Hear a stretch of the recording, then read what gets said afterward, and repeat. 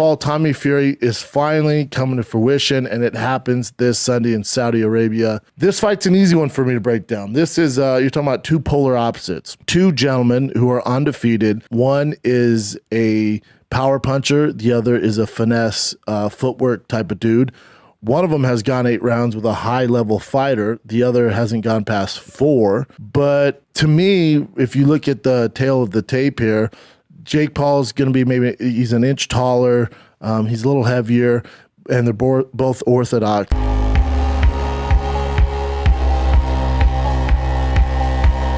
The thing about this whole fight is you have a straight-up power puncher that doesn't use a lot of footwork versus a kind of a pretty boy who uses footwork, is not a power puncher, punches in volumes, and hates when the fight gets dirty. And also has some cardio issues with only going 4 rounds. Don't get it twisted. There's a reason Jake Paul has been chasing Tommy Fury all over this world to get this fight. This fight, was this the 3rd or 4th time supposed to happen?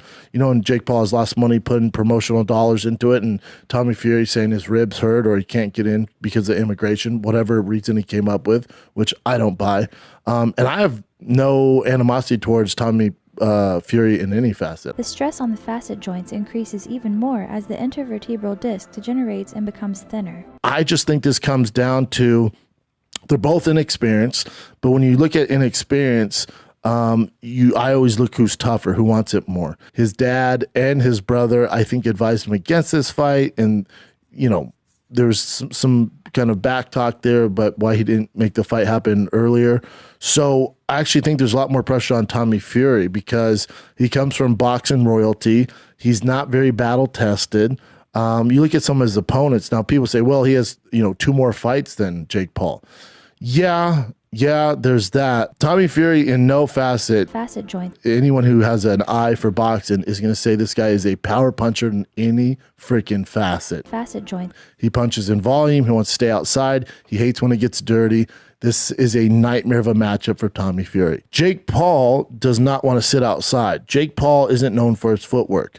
Jake Paul is going to be in his grill for 8 rounds. And as a power puncher, be able to withstand, the issues with being a power puncher, getting tired, and still be able to face adversity like he did in Anderson Silva, and still continue to be able to fight and still have power like he did when he knocked down Anderson Silva late in the rounds. I would be willing to bet, if anybody out there wants to take this bet, Jake knocks him out in under 4 rounds. Tommy might be able to do his thing with his footwork and get, land some good combos. It doesn't matter. Jake's been hit harder by way tougher guys.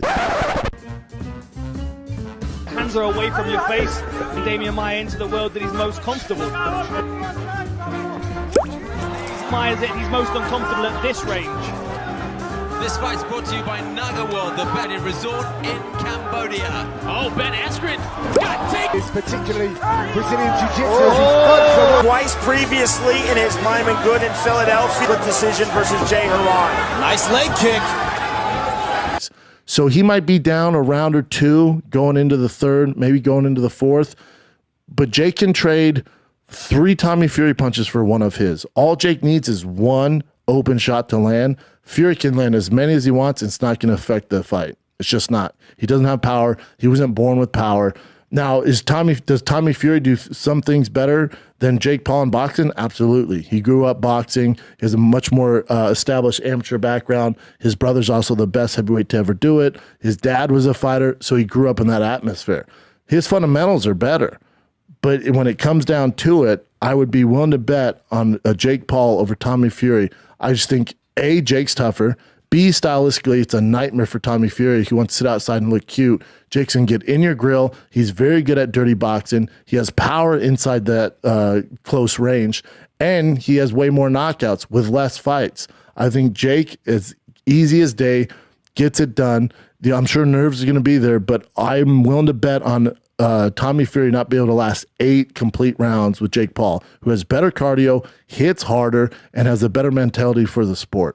You're going to see it come this Sunday morning at 11 a.m. on Thick Boy YouTube on Calabas Fight Companion, where I'll be stand up and cheering, watching Jake Paul knock Tommy Fury unconscious. I don't think the record really means much. What matters is what you do against those guys.